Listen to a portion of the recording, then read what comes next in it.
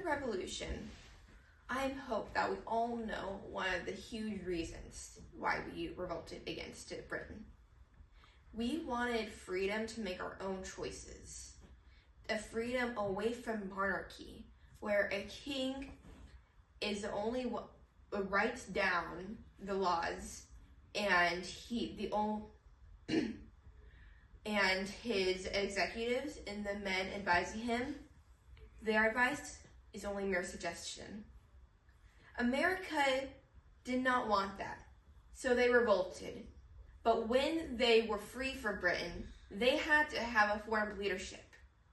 Now, in America at that time, their main thing was away from monarchy. But they also did not want it to be all free with different sections making their own decisions. So they created something called a presidency, where a person is elected as president and is then given a role as leader. But there are many things to stop him from being a monarch or a dictator. At first, there weren't many rules. During a presidential voting system, only high-class men were allowed to vote for a president. And they're using the electoral college system. And the first man to be voted president was George Washington. He set presidential rules and expectations. Washington got proceedings that helped America had proceedings, and that helped America establish a cabinet of advisors who helped make decisions, and their opinion mattered. They weren't suggestions like in a monarchy.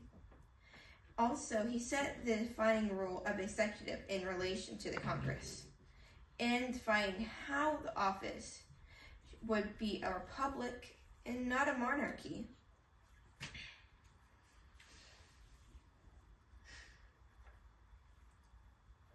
With the presidency, Washington set out a few other expectations, like how long you could be president. At first, it was 2 years. And there's never a true rule saying you had to be president for 2 years and then you resigned. Many other men, like Andrew Jackson, followed this rule. But it was never exactly in place till several years after. When Washington stepped down 2 years after his presidency, presidents for a long time started doing that. But also, along with these changes and rules, were also the rules for elections. Many men were only allowed to vote if they had land, if they had status, or if they were in roles of power. After years of fighting, as we all know, from women's rights, Black Lives Matter, many children grew up today are now allowed to vote when they turn 21.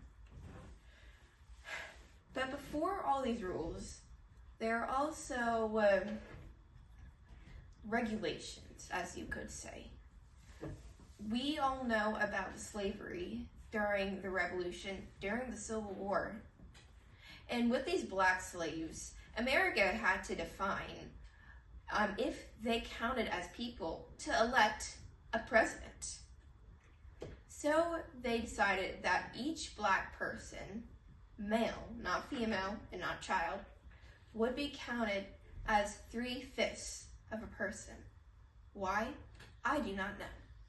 It's that fraction, it would be really hard to make with the voting systems. But that's what they decided on. So people with plantation owners might have more votes based on how many people he had under his control. But all in all, a presidency, the voting system, and how America is based on today is unlike any other country, since it is not put on a monarchy, a dictatorship, and a set of voices with with others who are less fortunate being drowned out in the crowd. We have these rules, regulations to protect our right to choose who we want to be led by, a dictator or a leader who listens.